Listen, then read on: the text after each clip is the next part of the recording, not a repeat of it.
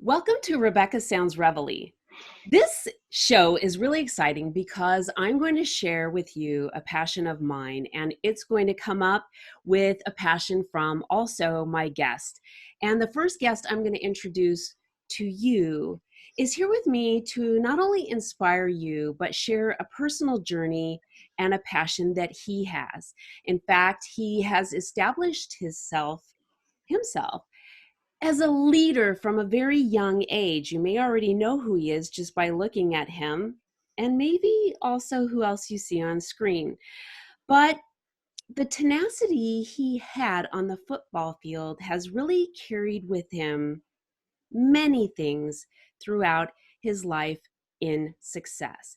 And that is going to be hopefully something that inspires you as well. In fact, he earned his recognition as one of Florida's top football prospects.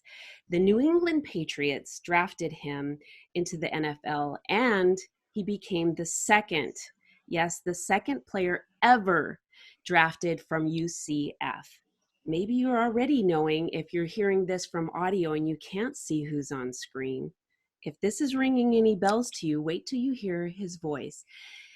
Well, I've got to tell you, after he played two sessions before signing with the Pittsburgh Steelers, well, does Winnipeg Blue Bombers of the CFL sound familiar? Well, he was inducted into the University of Central Florida Hall of Fame in 2010. And, well, this may be something where many people say, well, that's where things ended. But I have to beg to differ, really, when I think about this, because some will say my guest ended his career with the London Monarchs, but I want you to think for a minute what a monarch is to most of us. And for the layperson, a monarch really is what comes to mind in the imagination, a butterfly. And that is significant in the meaning of new life. And so really, this is something I want you to think about for a moment. What is new life? It is new definition, new journeys, new wings. And my guest with me today is representing exactly that, new life. I think what happened to him really brought my next guest a very success story where he has become a compelling author. He has become a motivational speaker, and I'm hoping today you feel that motivation from him. I know I have. And most importantly, he is a man of God, married with two beautiful daughters. He has showered his parents with just the most wonderful love, gracious gifts, attention, and even love when it has come to having to mourn something very, very difficult, when it has been the death of his father and close colleague. I've got to tell you, not only that, he's been very diligent in ministry and, well, to the community. Many of us with all of these things may not be diligent in these respects, but he definitely has. In fact, he has set focus to correct things in the areas of politics and social ills that affect our society today. One of them, most importantly, that is a passion of mine, and he's going to share that with us today. So I'd like to welcome my guest, and he will also introduce his to the show, Elgin Davis. Welcome. Oh, thank you so much, Rebecca. That's a wonderful introduction. And I just hope and pray that I can be worthy of all of the wonderful things that you just said to me. And thank you so much for allowing me to be a part of your show. And I hope that I can be a true blessing to your audience. Thank you so much for having me. Elgin, you started out with just such fervor in your young your youth, your young adulthood. You've brought it a long way, and many people Yes. watched you, and they're Yeah. still watching what it is you're going to do. But before we get into that, I want you to Yeah. bring your guest on, because he is so valuable in Yeah. what everything that you're doing Yeah. now in this new journey, this new life. And I Absolutely. want the audience to embrace him just as much as you and I. Yes. Yes, sir. Well, I would be more than honored to introduce my brother and my friend. His name is James Reese, but we call him Sliz. And he is just an amazing human being that shares the same principles of life that I share. We came up, I think, through two different paths, but the paths, they led to the same mission. And so James is a musical genius. He is a brother who has compassion for life and a love for the brotherhood. And when we met, our lives just came together as one. It was like two arrows shot from the same bow. And so that's my brother, that's my friend, that's James Sliz Reese. Thank you, thank you, thank you, thank you, thank you, thank you, man. Hey, man, I'm just humble and I'm glad to be here, Rebecca. Just want to thank you for your time, for having us on. I mean, my brother, everything he said. I mean, hey, what can I say? When two souls that, like he said, have similar missions happen to meet and find out that we're both now able to live in our collective purposes as one singular purpose. It's a beautiful thing. Well, It's a it's It's really a beautiful beautiful thing. thing. Yeah. you have mentioned this, Elgin, because our worlds started together a long time ago through social media. And then what has really been very interesting is that it started connecting even more so through other people that we had no idea that we knew. And then as we began to talk, had similar journeys where we were called out of what we had focused, what we started from our youth. My Mm, focus, my goal in life was to mm, be in law enforcement, be a police officer. And mm, I was taken out of that position medically. This was not something I said, okay, I'm not going to do this anymore. I just don't feel like doing this anymore. It was, you can't do this anymore. And now I want you to focus on something else. And so it's really interesting. And James, you have have a situation as well. And all of these things I think about when you talk about these shooting arrows, like shooting stars, all of these things, we have no idea. In this universe, we think we're like little specks of sand, like stars, and here we all are under the same umbrella with the same type of focus. So there is a mission and there's a purpose, and yeah. there's things that we have to do in our outreach that needs to be shared. And you both have something that we need to talk about today. Amen.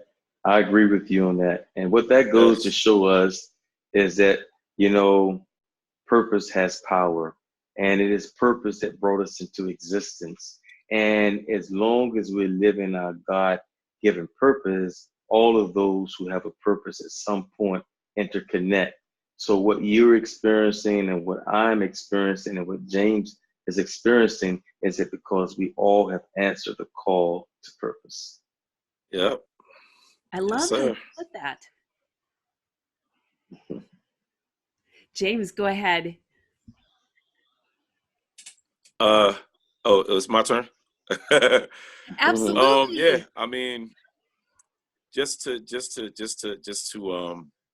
expand and expound on that. I mean, really what's so beautiful about all of it is that, yeah, I mean, just like with me, I was in the music business and I was at a huge point in my career and got into some trouble actually with law enforcement. So, I was, like he said, we came through two different paths. And, I was just able to get past that, to change my life, to give my life to God and, get back on the straight and narrow and begin to live in my purpose. And along the way, God sends us the people that we need to continue our journeys. and to give us, the full focus and the full vision of what our real purpose is, even if we might have started on an adjacent path, and that's what brings us here today. It's what brings me and Elgin to every stop that we've made along this journey that has been a friend of mine. I love how you put that. And Elgin, your book, Why Did This Happen to Me? All of this really is very telling. And I'll let you talk about that here in a minute. But I want to piggyback off what you said, James, because I want to take a few minutes to share with the audience when we always think about, well, you don't understand or you're not like me. And I want to say something that's really important. We absolutely aren't like each other, and we aren't supposed to be, because each of us has connecting puzzles that helps each other grow to help make us better people and deliver the purpose that we were supposed to be here to deliver. And we can't do it without each other. Otherwise, we'd all be the same. Mm-hmm. And I have a little bit of what is supposed to be delivered to you, and you're supposed to deliver certain things to me. And this is what it's about. Yes. And so this is really important. I'm glad you brought this up. This is just a very important key piece, especially with what both of you are doing right now. And you have something that you want to share. Mm-hmm. Elgin. Well, my life has been a continuous journey. And it seems like when you think you have come to the completion of one chapter, it's like another chapter gives birth. And it's like, I believe that I am the author of my own book, and I have the right to determine how my chapters would end. So after all of my trials and tribulations, the vicissitudes of life brought me to a point where I felt that I had to record my amazing journey, because I knew that I was not the only one in life that was experiencing heartaches and disappointment and family issues and crises and poverty and all of the different things that we all have experienced.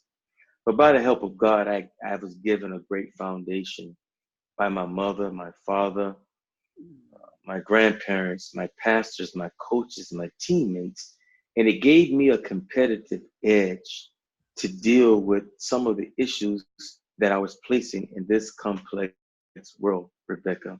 And I learned a lot of lessons. And the gist of this book is out of love and compassion for humanity, that I wanted to offer the experiences that life has given to me, so that the next man who's traveling down the path that I'm traveling down can have a less turbulent journey because of the lessons that I'm able to give back. Secondly, I wanted to give the lessons that my beautiful parents had given to me as a gift to humanity, that my parents and their life and their legacy will never, ever be forgotten through this book. And so I started this journey. With just an idea and 16 notepads that I started recording my journey, not knowing how to write a book, not knowing how it would end, but I was given a mission that I had to start, and I just trusted God would help me to complete it. And 2 years later, I gave birth to my amazing book, Why Did It Happen to Me? And that was the gist of the book. But out of that book stemmed a compelling and a beautiful friendship with a young man that's called Daryl Usher, my brother, a guy that I love, a guy that to this day, man, I reflect back and I just see the blessings that God has given to me by knowing this man. And we were teammates with perhaps the greatest football organizations in the world today, the New England Patriots. So we share a DNA in the history of that great sports legacy.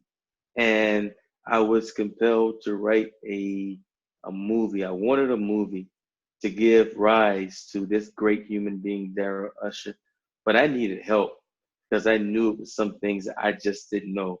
And somehow or another, God gave me James Sliz Reese, man. And when he gave me James, man, James took all of the passion that I had, and it became his passion. The two of us became one in this mission.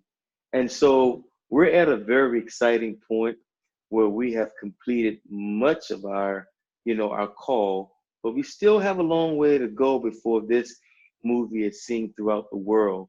But we believe through people like you, Rebecca, and those that are listening throughout the radio waves and the podcast world, that we will be able to complete this journey.